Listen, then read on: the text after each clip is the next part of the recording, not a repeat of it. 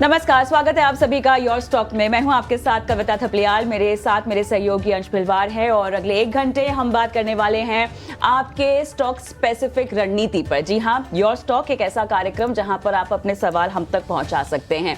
ये एक ऐसा शो है जहां पर बाजार की कोई सी भी चाल हो, कैसी भी चाल हो, अगर आपको एक रणनीति चाहिए, एक स्ट्रैटेजी चाहिए, तो हमारे एक्सपर्ट्स आपके लिए यहां पर मौजूद हैं अपनी सलाह लेकर। योर स्टॉक में अपने सवाल आप हम तक पहुंचा सकते हैं। एक नंबर है जो आपके स्क्रीन पे फ्लैश हो रहा है, इस नंबर को नोट डाउन करें झटपट और 9167329108 ये वो नंबर है जो कि एसएमएस के जरिए आप सवाल पूछना चाहें या व्हाट्सएप के जरिए सवाल पूछना चाहें, आप इस नंबर तक पहुंचा सकते हैं। अच्छा, इतना ही नहीं, सोशल मीडिया पे क्योंकि लोग बहुत बार चैनल को लाइव देखते हैं, तो भले ही फेसबुक पर देख रहे हो, एक्स यानी ट्विटर पर देख रहे हो या यूट्यूब पर देख रहे हो, अपने सवाल हम तक पहुंचा सकते हैं। आपको करना बस इतना है कि कमेंट बॉक्स पे अपने सवाल डाल देने हैं ताकि आपके सवालों को हम शो में शामिल करें। अच्छा, सवाल जब पूछ रहे हो तो थोड़ा सा क्लैरिटी के साथ पूछे ताकि आपको क्लियरली सलाह भी मिल सके। स्टॉक का नाम, किस भाव पर खरीदा है और कब तक आप इस स्टॉक में रुकना चाहते हैं, क्या आपकी निवेश की अवधि है, किस तरह का कॉल या पोजीशन आप बनाकर बैठे हुए हैं, ये तमाम जानकारियां हमें दे दीजिएगा ताकि हम आप को सही सलाह दिलवाएं हमारे एक्सपर्ट्स के जरिए। इस बीच अगर हम आज शुक्रवार के बाजार की बात करें तो क्लियरली जिस तरह से हमें बाजार में कमजोरी दिखाई दे रही है, हालांकि फिलहाल के लेवल्स अगर आप देखें तो 24,700 के ऊपर जाता हुआ दिखाई दे रहा है निफ्टी बैंक यहाँ पे लगभग 320 अंक ऊपर, यहाँ पे 51,607 के लेवल्स, आधे % की मजबूती फिलहाल दिखाता हुआ दिखाई दे रहा है। सेंसेक्स में हालांकि हम देख रहे हैं कि अभी भी 160 से ज्यादा अंकों की कमजोरी दिखाई दे रही है और 1/4% की कमजोरी के साथ 80,846 के लेवल्स यहाँ पे सेंसेक्स में हमें आते हुए दिखाई दे रहे हैं।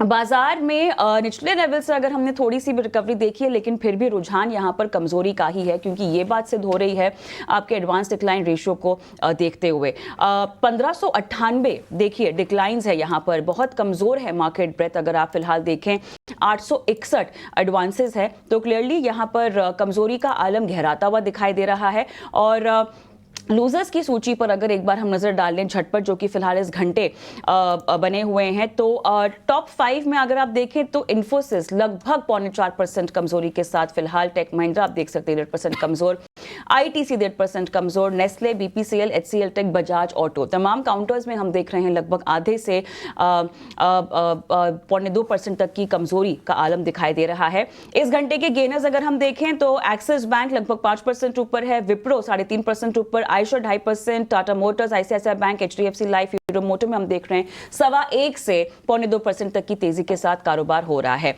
काफी स्टॉक स्पेसिफिक बाजार है, नतीजों का इम्पैक्ट स्टॉक्स पर पड़ रहा है, साथ ही खबरों के लिहाज से भी कुछ स्टॉक्स हैं जो कि रिएक्ट करते हुए दिखाई दे रहे हैं। अगले 1 घंटे इन्हीं पर हमारी नजर होगी, साथ ही नतीजों का क्योंकि सिलसिला है तो मैनेजमेंट भी हमारे साथ बैठेंगे। इस बीच हमारे आज के मेहमान जुड़ चुके हैं, आइए उनका स्वागत भी कर लेते हैं। एंजल वन की स्नेहा सेठ हमारे साथ जुड़ गई हैं। स्नेहा, गुड मॉर्निंग, स्वागत है आपका योर स्टॉक में। और स्नेहा, चलिए, ये हफ्ते का आखिरी कारोबारी दिन है, उस लिहाज से अगर हम देखें तो पूरे हफ्ते ही बाजार की चाल काफी कमजोर रही है, लेकिन आज ऐसा कौन सा अहम लेवल है कि बाजार हफ्ते का कारोबारी अंत करे तो मंडे का मोमेंटम सेट हो जाएगा, बताइए। वेरी गुड मॉर्निंग कविता। अगर आप देखें मार्केट में जो करेक्शन था उसमें अगर आप देखें तो एक इम्पोर्टेंट लेवल जो था इट वाज 24,700, उसके बाद एक सपोर्ट जो था हमें 24,500 550 के जोन के आसपास दिख रहा था। आज प्रिसाइसली अगर आप देखें तो लो आज का अराउंड 24,550 के आसपास है, which also coincides with the 89 EMA on the daily chart. तो यहाँ पे अगर आज का जो पेन है, अगर जिस तरह की आज बाउंस बैक आई है वो लोअर लेवल से, और इस तरह ही सस्टेनेबल मूव रहता है या यहाँ पर भी क्लोजिंग देता है, तो दैट विल बी थोड़ा सा होपफुल रहेगा मार्केट में। अगर आगे चल के इट इज वेरी इंपॉर्टेंट करके कि हम जो ये सपोर्ट है 24,500 550 ये मेंटेन करें। इसके नीचे जाता है तो थोड़ा सा पेन और बढ़ सकता है, बट अभी के लिए जिस तरह की रिकवरी आई है इट इज वेरी इंपॉर्टेंट कि सेकेंड हाफ में कैसा मूव रहता है, दैट इज वेरी इंपॉर्टेंट। अभी के लिए जिस तरह से रिकवरी आई है तो पॉसिबिलिटी है करके कि थोड़ा सा यहाँ से एक मार्केट एक सपोर्ट ले सकता है, बट अगेन ये कंफर्म होने के लिए सेकेंड हाफ का वेट करना होगा। जी बिल्कुल, तो ये थे अहम लेवल्स नेहा जी की तरफ से बाजार पर, लेकिन ये वक्त है रिजल्ट्स के सीजन का। तो चलिए हेवेल्स पर बात करते हैं। कल ही इसके नतीजे आए थे। दूसरी तिमाही में हेवेल्स के आय कुछ 16% की बढ़ोतरी इसमें नजर आई थी। मुनाफे में भी करीब 8% की बढ़त दिखी है। हालांकि मार्जिन पर दबाव दिखा है। इस बार के नतीजे और ग्रोथ आउटलुक पर चर्चा के लिए हमारे साथ कंपनी के सीएमडी अनिल राय गुप्ता जी शामिल है। अनिल जी, बहुत बहुत स्वागत है आपका हमारे इस खास पेशकश में। तो मेरा पहला सवाल दरअसल रिजल्ट से लेके ही रहेगा। अगर रेवेन्यू देखें तो ऑलमोस्ट डबल डिजिट हमें नजर आया, 16-17% का हमें ग्रोथ नजर आया था। लेकिन जो एडवर्टीजमेंट और प्रमोशन के जो स्पेंडिंग थे वो थोड़े हाई रहे थे। रॉ मटेरियल में भी काफ़ी वॉलेटिलिटी नजर आई थी, जिसके वजह से थोड़ा सा Q2 का मार्जिन इम्पैक्ट होता हुआ नजर आया था। तो क्या ये जो फैक्टर्स ने Q2 के मार्जिन को इम्पैक्ट किया, क्या वो आने वाले Q3 में भी कंटिन्यू हो सकते हैं? जहाँ तक एडवर्टाइजिंग का सवाल है, वो पूरे साल में जितना हमारा बजट है उसके हिसाब से चल रहा है। थोड़ा प्रीपोनमेंट है बिकॉज दिवाली सीजन इस बार अर्ली है। So we have seen a bigger growth of NP spends जो सेकंड क्वार्टर में।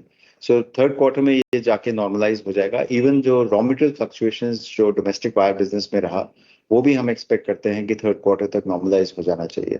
So third quarter and fully fourth quarter should be normal quarters. Anil ji, ये बताइएगा, अगर हम मार्जिन के लेवल्स की उम्मीदों की बात करें तो फिलहाल क्या टारगेट है आपके, और कब तक हम नॉर्मलाइज मार्जिन लेवल्स को आता हुआ देखेंगे? जहां तक हैवेल्स स्टैंडअलोन का सवाल है, क्योंकि लॉयड हमने हमेशा कहा है कि एक इन्वेस्टमेंट फेज में है। हैवेल्स स्टैंडअलोन यूजुअल कंडीशंस में 13.5-14% के करीब मार्जिन्स रहते हैं, जो लास्ट ईयर भी थे। और वी आर होपिंग कि हम लोग उन नॉर्मलाइज मार्जिन्स पे ही ऑपरेट करेंगे। जी बिल्कुल। मेरा सवाल एक्चुअली मेरे पहले सवाल से ही थोड़े कंटिन्यूएशन में होगा। जैसे कि रेवेन्यू ग्रोथ वहाँ पे हमें 16-17% का नज़र आया था, तो अगर पूरा FY25 का अगर ग्रोथ देखें तो कितना एक्सपेक्ट किया जा सकता है? वेल, हम लोगों ने अराउंड 13.5-14% की ग्रोथ फर्स्ट हाफ में की है। सो हमको लगता है इस तरह का मोमेंटम अगर आगे भी बना रहा तो ये साल इसी ग्रोथ मोमेंटम पे बना रहना चाहिए। अनिल जी, ये बताइएगा, अगर हम केबल सेगमेंट की ग्रोथ की बात करें तो यहाँ पर काफ़ी मजबूती से 20% प्लस की ग्रोथ आती हुई हमें दिखाई दे रही है। लेकिन वो कौन कौन से फैक्टर्स होंगे, या जिस ग्रोथ का आंकड़ा हम फिलहाल देख रहे हैं उसको किस तरह से बरकरार रखा जाएगा आने वाली तिमाहियों में? खैर, ये पर्टिकुलर क्वार्टर थोड़ा सा एक एबरेशन भी था, बिकॉज इसमें डोमेस्टिक वायर्स जो कि एक अंडर स्टॉकिंग हुई थी फर्स्ट क्वार्टर में, उसकी रीस्टॉकिंग हुई है चैनल में। But otherwise generally speaking residential demand भी अच्छा है और इंफ्रा डिमांड भी केबल्स के लिए अच्छी देखी जा रही है आगे कुछ क्वार्टर्स में और सालों में। तो वी आर एक्सपेक्टिंग कि एक अच्छी ग्रोथ बनी रहे, लेकिन 22% की जो ग्रोथ इस क्वार्टर में थी वो एक एबरेशन भी है। बिल्कुल अनिल जी, तो थोड़ा लॉयड सेगमेंट पर बात करते हैं, क्योंकि ये अभी भी इन्वेस्टमेंट फेज में नजर आ रहा है और साथ ही साथ हाई मार्जिन भी शायद कमिंग ईयर्स में एक्सपेक्ट किया जा सकता है। इसमें जो ग्रोथ है उसके मेन ड्राइवर्स क्या है, साथ ही साथ कंपनी का ग्रोथ प्लान क्या है लॉयड सेगमेंट को लेकर? लॉयड, जैसे मैंने पहले भी कहा कि एक इन्वेस्टमेंट फेज में है। हम लोग सभी प्रोडक्ट्स में, चाहे एसीज हैं या नॉन एसी प्रोडक्ट्स हैं, उसमें एक अच्छी ग्रोथ एक्सपेक्ट कर रहे हैं। तो काफी इन्वेस्टमेंट्स हम लोग कर रहे हैं, manufacturing, R&D, brand building, channel reach, तो सभी जगह इन्वेस्टमेंट्स हो रही हैं। तो मुझे लगता है कि आने वाले टाइम में कोई ऐसा एक पर्टिकुलर प्रोडक्ट की ग्रोथ नहीं, सभी प्रोडक्ट्स में एक अच्छी ग्रोथ आनी चाहिए। अनिल जी, यहाँ पर कंपनी ने केबल फैसिलिटी को कमीशन किया है पिछले महीने। अब यहाँ से किस तरह के रेवेन्यू और ग्रोथ की उम्मीदें हमें लगानी चाहिए? जी, हम लोगों ने अनाउंस किया है कि जो हमारी अंडरग्राउंड केबल कैपेसिटी है, because of this new facility Tumkur में जो आई है, वो उससे 25% की एक कैपेसिटी एक्सपेंशन होगी, जो कि आने वाले टाइम में अंडरग्राउंड केबल्स में ग्रोथ दे पाएगा। बिल्कुल अनिल जी, तो थोड़ा कैपेक्स पर बात करते हैं। कंपनी ने गाइडेंस में बताया था FY25 के लिए कि 1000 करोड़ का रहने वाला है, और अब कुछ 350 करोड़ हो चुके हैं फर्स्ट हाफ FY25 में देखा जाए तो। बाकी के और कैपेक्स प्लान क्या है? इस साल का टोटल 1000 करोड़ का जो स्पेंड है, उसमें केबल्स वायर्स में एक अच्छा स्पेंडिंग जा रही है तो इस तरह से ओवरऑल सभी बिजनेसेस में एक्सपेंशन चल रही है, चाहे लॉयड है, चाहे स्विच गियर्स है, फैंस है, और एक अच्छा खासा हिस्सा इस एक्सपेंशन का केबल्स एंड वायर्स के लिए भी है। गुप्ता साहब, बहुत अच्छा लगा आपसे बातचीत करके, आपने समय निकाला, तमाम सवालों के जवाब दिए, धन्यवाद आपका। झटपट स्नेहा से जुड़ते हैं और जिस तरह से मैनेजमेंट ने अपने तमाम नंबर्स पर समझाइश दी है, स्नेहा आपने सुना, बताइए मैनेजमेंट से बातचीत आपको कितना संतुष्ट यहाँ पे कर रही है, और रणनीति के लिहाज से कुछ इनिशिएट करना हो नई खरीदारी के लिहाज से, और अगर जिन्होंने खरीदा हुआ है तो क्या रुकने की सलाह होगी? कविता, अगर आप देखें तो overall chart structure recently last 3-4 हफ्तों में हम देख रहे हैं कि यहाँ पे थोड़ी सी प्रॉफिट टेकिंग देखने को मिल रही है, और ओवरऑल अगर आप देखें कल के सेशन में जो फॉल आया था that was supported with decent volumes even. अभी के लिए मेरा मानना है करके कि 1880 1890 ये जोन एक रेजिस्टेंस जोन है। अगर यहाँ पर काउंटर आता है तो यहाँ पे रिव्यू करना चाहिए, किसके भी लॉन्ग्स है तो अगर ये सरपास होता है तो पॉसिबिलिटी करके कि जो पेन है वो थोड़ा सा कंप्लीट हो गया और मे बी एक रिबाउंड देखने को मिले। बट अगर ये 1880 क्रॉस नहीं करता है तो पॉसिबिलिटी करके कि वहां से फिर से एक सेलिंग प्रेशर आए और ये काउंटर नियरली 1700 1720 ये लेवल दिखा दे। तो अभी के लिए मेरा मानना है किसी के अगर होल्ड है तो आज का जो लो है दैट इज अराउंड 1760, इसका एक स्ट्रिक्ट स्टॉप लॉस लगा के बने रहे, 1880 के आसपास वॉच करें। अगर वहां से ऊपर जाता है तो पॉसिबिलिटी करके रिकवरी कंटिन्यू हो, नहीं तो पॉसिबिलिटी करके कि अगर वहां पे अगर थोड़ा सा कंसोलिडेशन फिर से आता है तो पॉसिबिलिटी की स्टॉक करेक्ट हो। तो ये लेवल्स जो मैंने आपको बताया वो ध्यान। यूट्यूब पर हमें काफ़ी सवाल आ रहे हैं, वहाँ से एक सवाल ले लेते हैं। स्नेहा जी, आपके पास आना चाहूँगा इस सवाल के लिए। अभिषेक जी का सवाल है बैंक ऑफ बड़ौदा पर। हालांकि उन्होंने अपनी खरीदारी का रेट नहीं बताया है, तो एक जनरल टेक्निकल आउटलुक बता दीजिए कि मिड टर्म में स्टॉक कैसा नजर आ रहा है। से अगर आप ये काउंटर देखें तो थोड़ा सा कंसोलिडेट कर रहा है, जहाँ पे अपसाइड में अगर आप देखें तो 255 के आसपास एक रेजिस्टेंस है, और ऑन दी लोअर साइड अगर आप देखें तो 230 के आसपास एक सपोर्ट है। तो ये 20 पॉइंट्स का रेंज है अभी के लिए। जब तक 230 को रिस्पेक्ट कर रहा है, आई थिंक किसी के अगर लॉन्ग से तो कोई दिक्कत की बात नहीं है। इसमें मोमेंटम आने के लिए आपको अपसाइड में जो 255 है ये लेवल्स क्रॉस होना बहुत जरूरी है। तो आई वुड से करके कि अगर किसी के लॉन्ग से तो बने रहे with a strict stop loss of 230। Upside में अगर 255 क्रॉस होता है तो पॉसिबिलिटी है ये काउंटर अराउंड 270 75 के लेवल दिखाए। तो आई थिंक होल्ड करने में कोई दिक्कत की बात नहीं होनी चाहिए। यहाँ पर YouTube के दर्शकों को भी शामिल करते हैं, और इसी कड़ी में इरकॉन इंटरनेशनल को लेकर कोई राय बनती हुई दिखाई दे रही है in terms of in strategy, जो कि आप रेकमेंड कर पाएंगी। बहुत दर्शक दरअसल इसी के बारे में सवाल पूछ रहे हैं YouTube पर, तो एक कॉमन सा स्टॉक उभरता हुआ दिखाई दे रहा है। और अगर आप देखें काउंटर काफी अच्छा करेक्ट हो चुका है। यहाँ पर एक सपोर्ट जरूर ले रहा है अराउंड 204 203 के आसपास। मेरा मानना है करके कि अगर किसी के लॉन्ग्स है और अगर किसी को लॉन्ग लेना भी है तो अगर आप अभी लॉन्ग ले रहे हैं तो एक स्ट्रिक्ट स्टॉप लॉस आपका 203 का मेंटेन करके इसमें बने रह सकता है। अपसाइड में जो लेवल आ सकता है यहाँ पर दैट इज अराउंड 240 237 ये लेवल्स तक एक रिकवरी आ सकती है।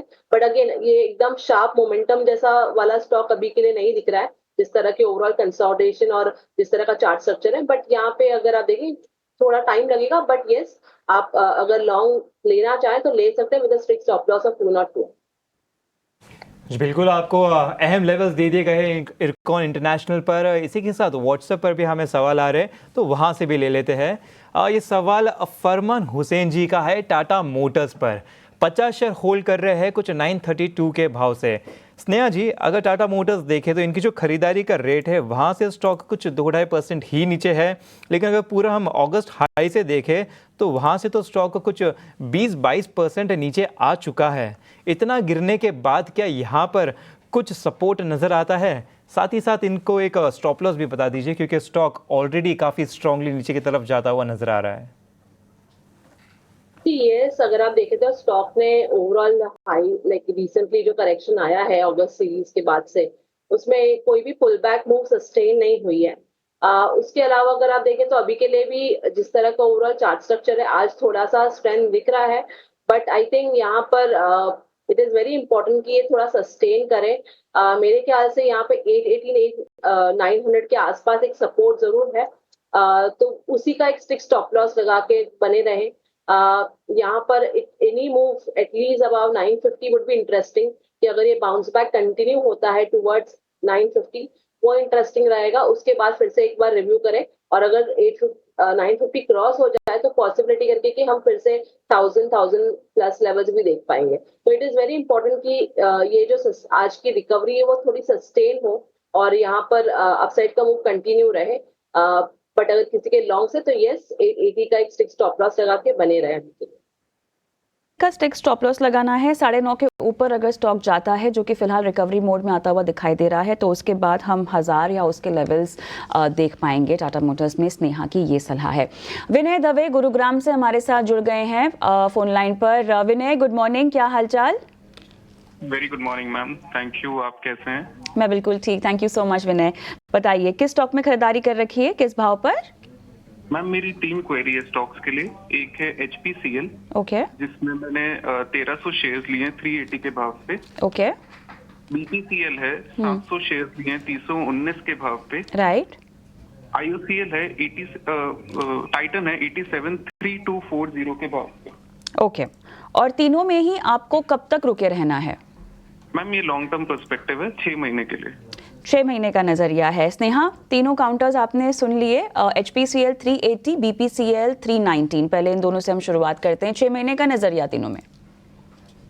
HPCL फर्स्टली अगर आप एक काउंटर देखें तो इसमें काफी अच्छी रिकवरी आई है recently, precisely from the 89 EMA। और मुझे लगता है कि अगर ये काउंटर जो कल का हाई है दैट इज अराउंड 440 ये सरपास करता है तो पॉसिबिलिटी कि इसमें मूव कंटिन्यू और हम देखें करके कि जो रीसेंट हाईज भी गया था, जो ऑल टाइम हाई, वो भी सरपास होने के चांसेस है। तो ओवरऑल चार्ट स्ट्रक्चर में कोई दिक्कत की बात नहीं है, किसी के लॉन्ग से तो बने रहे। दूसरा काउंटर जो आपने बताया BPCL, अगेन यहाँ पे भी आप देखें तो एक अच्छी मूव के बाद ये स्टॉक थोड़ा सा कंसोलिडेट कर रहा है, बट ओवरऑल चार्ट स्ट्रक्चर में कोई दिक्कत की बात नहीं है। 3 दिनों में थोड़ी सी प्रॉफिट टेकिंग आई है, बट आई थिंक यहाँ पे एक स्ट्रिक्ट स्टॉप लॉस अराउंड 320 का मेंटेन करके बने रहे इसमें भी। दूसरा काउंटर जो आपने लास्ट बताया था that is I guess Titan. जी, टाइटन है 3240 बाइंग प्राइस है। यहाँ पर थोड़ी सी हमें प्रॉफिट टेकिंग देखने को मिल रही है, और मुझे लग रहा है कि ये प्रॉफिट टेकिंग थोड़ा सा और कंटिन्यू हो सकता है टुवर्ड्स 3050 3060 एक इमीडिएट बेसिस पर। तो आई वुड से करके कि अगर उनके बाइंग लेवल्स थोड़े से नीचे के हैं, आई गेस प्रॉफिट में ही है वो।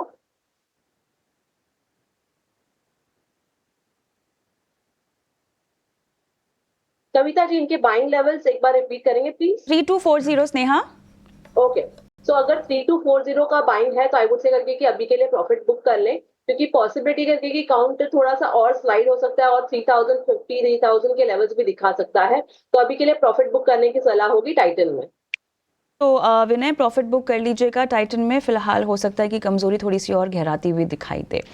और राइट, सवाल जवाब के सिलसिले को थोड़ा सा थामते हैं, क्योंकि हमारे बहुत ही खास सेगमेंट ऑप्शंस के चैंपियन का फिलहाल वक्त हो चुका है।